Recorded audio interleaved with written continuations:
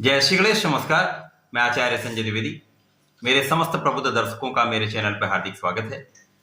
आज मैं मेष राशि का अप्रैल माह का मासिक राशि लेकर आपके सम्मुख उपस्थित हूं। अप्रैल माह मेष राशि के जातकों के लिए किस प्रकार का होगा, किस प्रकार के लाभ मिलेंगे, कौन सा भाव अत्यंत प्रबल हो रहा है, भाग्य का कितना साथ मिलेगा, कार्य क्षेत्र कितना प्रबल होगा तथा कहां पर आपको सावधान रहने की आवश्यकता हो, संपूर्ण विश्लेषण मैं पूर्ण तर्क के साथ करने जा रहा हूं। प्रिय दर्शकों, ये राशिफल आपके चंद्र राशि पर आधारित है। जिन जातकों का मेष लग्न है उनको भी राशिफल अवश्य देखना चाहिए। अप्रैल माह के प्रारंभ में ग्रहों की जो स्थिति है वो इस प्रकार होगी।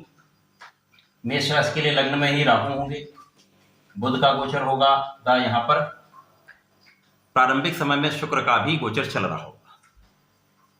तृतीय भाव में मिथुन राशि में मंगल होंगे, चतुर्थ में चंद्रमा का गोचर होगा, सप्तम भाव में केतु होंगे तथा एकादश भाव में शनिदेव अपनी स्वयं की राशि कुंभ राशि में, द्वादश भाव जहां पर मीन राशि बनती वहां पर गुरुदेव बृहस्पति का गोचर चल रहा होगा तथा यहाँ पर सूर्यदेव भी होंगे। इस माह में 31 मार्च को ही बुध का राशि परिवर्तन हो चुका होगा, इसलिए बुध यहाँ पर आपके मेष राशि में गोचर कर रहे हैं। यहाँ पर 6 अप्रैल को शुक्र का राशि परिवर्तन आपके लग्न से द्वितीय भाव में वृषभ राशि में हो जाएगा, तो यहाँ पर शुक्र स्वयं की राशि में प्रवेश कर जाएगा। इसके पश्चात 14 अप्रैल को सूर्यदेव का राशि परिवर्तन आपके द्वादश भाव से आपके लग्न में हो जाएगा। इसके पश्चात 22 अप्रैल को इस वर्ष का बहुत बड़ा परिवर्तन गुरुदेव बृहस्पति का हो रहा है, जो 22 अप्रैल को आपके द्वादश भाव से निकलकर आपके लग्न में प्रवेश करेगा। इस प्रकार से ये अप्रैल माह अत्यंत महत्वपूर्ण रहने वाला है, क्योंकि गुरुदेव का परिवर्तन एक लंबी अवधि के लिए होता है। तो अप्रैल माह एक विशेष माह होने वाला है, विशेष रूप से ये माह महत्वपूर्ण भी है। जैसा कि ग्रहों की स्थिति है, मेष राशि मंगल की राशि है, मंगल का गोचर तृतीय भाव में चलता है। प्रारंभिक अवस्था में यदि हम देखें तो लग्न में ही राहु के साथ बुध का गोचर है तथा साथ ही यहाँ पर शुक्राचार्य है। बुध जो कि तृतीय के स्वामी तथा षष्टम के स्वामी है, शुक्र जो धन भाव के स्वामी है तथा सप्तम के स्वामी। तो यहां पर राहु के साथ बुध और शुक्र का होना कुछ चीजों में आपको लाभ भी देगा, परंतु बहुत सारी समस्याएं भी यहां पर उत्पन्न कर रहा है। कारण क्या है? शुक्राचार्य जब लग्न में होंगे तो आप बहुत सौंदर्यवान होंगे, आकर्षक होंगे। इसी प्रकार से आपका आकर्षण दूसरों के प्रति भी बढ़ेगा, मन भटकाव में जाएगा, अनायास मन कल्पनाशीलता में जा सकता है। तो मन का कहीं न कहीं गलत दिशा में जाना, गलत दिशा में भटकाव, ये आपके लिए बहुत अच्छी यहां पर स्थिति नहीं दर्शा रहा है। इसी प्रकार से बुध जो कि यहां पर राहु के साथ मित्रवत होते हुए भी कहीं न कहीं जड़ दोष में होंगे, तो बुद्धि का भाव भी कहीं न कहीं दूषित हो रहा है। आपका परिश्रम भी कहीं न कहीं यहाँ पर दूषित हो रहा है। तो यहाँ पर आपको बहुत सोच विचार कर निर्णय लेना चाहिए। किसी बाहरी व्यक्ति पर बिल्कुल भी विश्वास नहीं करना चाहिए। अपने घर के परिवार के सदस्यों पर पूर्ण रूप से ध्यान से उनकी बात को मानना भी चाहिए।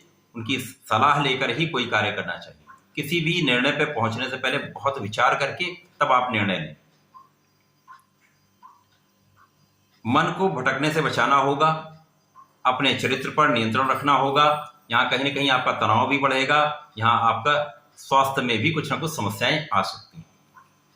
कुछ एलर्जी की समस्या हो सकती है, अथवा आपके साथ कहीं न कहीं यहाँ पर एक चर्म रोग से संबंधित कुछ समस्या अवश्य हो सकती है। तो यहाँ पर बहुत सावधान रहने की आवश्यकता होगी।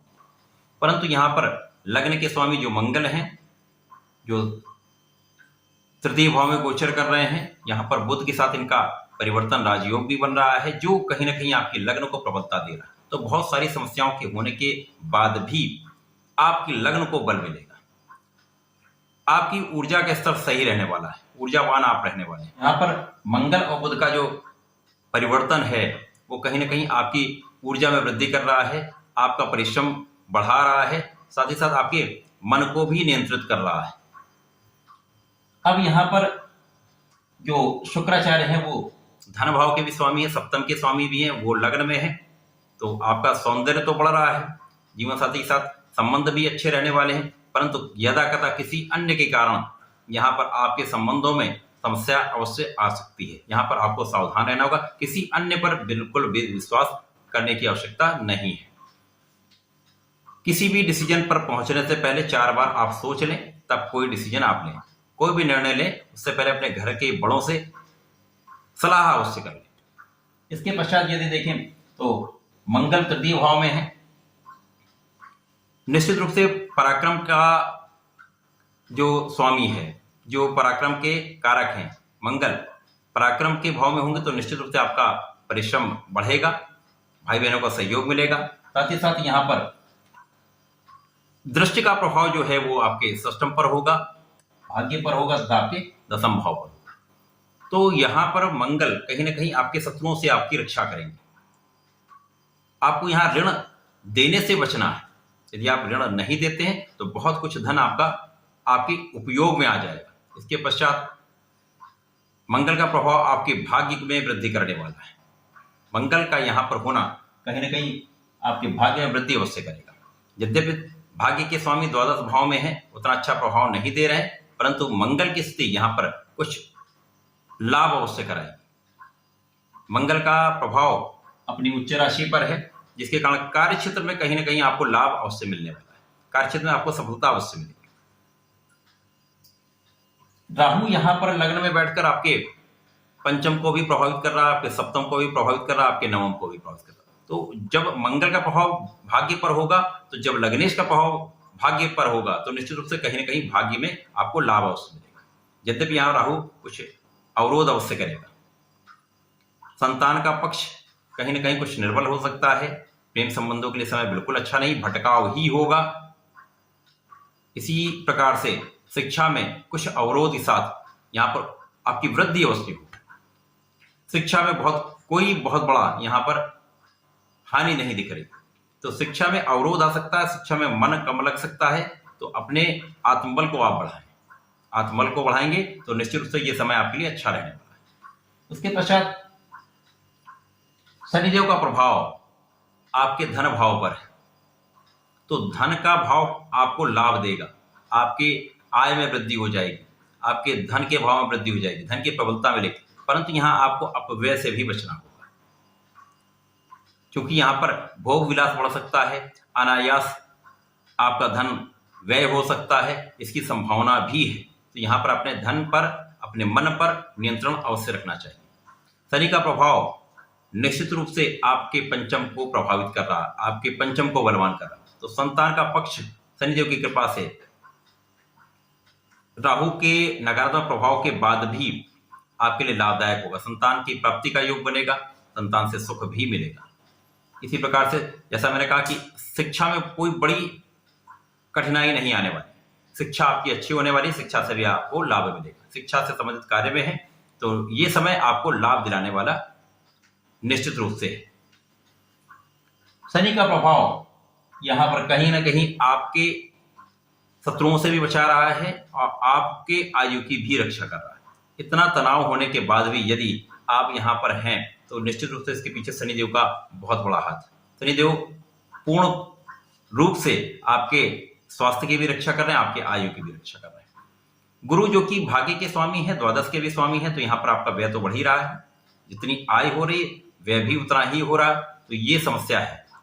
परंतु गुरुदेव आपके चतुर्थ को प्रबल कर रहे हैं। कहीं ना कहीं माता पिता का सुख आपको प्राप्त हो रहा है, माता पिता का आशीर्वाद प्राप्त हो रहा है। शत्रुओं से आप बच रहे हैं, ऋण से आप बच रहे हैं, रोगों से भी बच रहे हैं, तथा यहाँ पर आपके आध्यात्म में भी वृद्धि हो रही है। अब जैसे ही ग्रहों का राशि परिवर्तन होगा तो शुक्राचार्य सबसे पहले यहाँ पर अपनी राशि परिवर्तन करके अपने ही राशि में प्रवेश कर जाएंगे। तो यहाँ पर मालव्य योग का निर्माण होगा। धन भाव में मालव्य योग का निर्माण बहुत ही प्रबल रूप से आपको लाभकारी होने वाला है। आपके धन भाव को प्रचंड रूप से बलवान कर रहा है, महाधनवान योग बन रहा है। इसी प्रकार से आपके पारिवारिक सदस्यों में वृद्धि का योग दिखता है। यहां पर निश्चित रूप से पति संपत्ति से आपको लाभ भी प्राप्त होगा। इसके पश्चात सूर्यदेव का राशि परिवर्तन, सूर्यदेव जो आपके लिए अत्यंत कारक है, पंचमेश होकर द्वादश में स्थित है, वो आपके लग्न में प्रवेश कर जाएंगे। अब यहाँ पर सूर्य बुध का बुधादित्य योग बनेगा। सूर्य अपनी उच्च राशि में प्रवेश कर जाएंगे, परंतु सूर्य पर ग्रहण का भी प्रभाव होगा। परंतु राजा तो राजा है। ग्रहण के बाद भी ये समय मेष राशि के जातकों के लिए अत्यंत चमत्कारिक लाभ देने वाला है। आपका प्रभाव बहुत बढ़ जाएगा, आपकी क्षमता बहुत बढ़ जाएगी, आपका सामर्थ्य बढ़ जाएगा, आपके कार्य क्षेत्र में प्रबलता आ जाएगी, जीवन में प्रगति होने लगेगी। तो कुछ अवरोध के साथ ही, परंतु पूर्ण रूप से 14 अप्रैल के पश्चात, जब से सूर्यदेव का गोचर आपके लग्न में प्रारंभ होगा, प्रबल रूप से बुधादित्य योग आपके जीवन को बदल देने वाला है।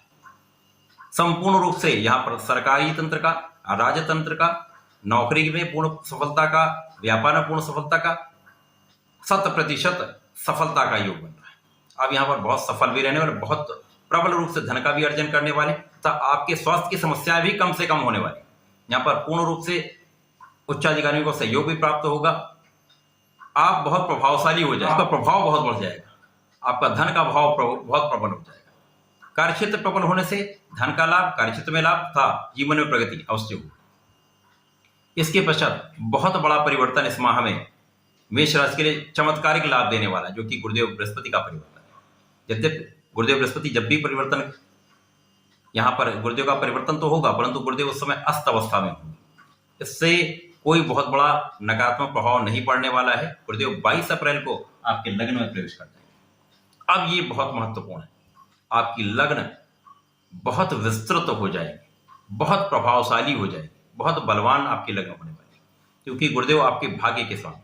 तो भाग्य से जब आपके लग्न में जाएंगे, जहां पंचमेश भी है, पराक्रमेश भी है, तो ये जो संयोजन बन रहा है, ये मेष राशि को चमत्कारिक रूप से आगे बढ़ाने वाला है, संपूर्ण लाभ दिलाने वाला है। राहु का प्रभाव नकारात्मक जो चल रहा है वो कम से कम हो जाएगा। यहाँ पर पूर्ण रूप से आपको लाभकारी स्थिति बनेगी।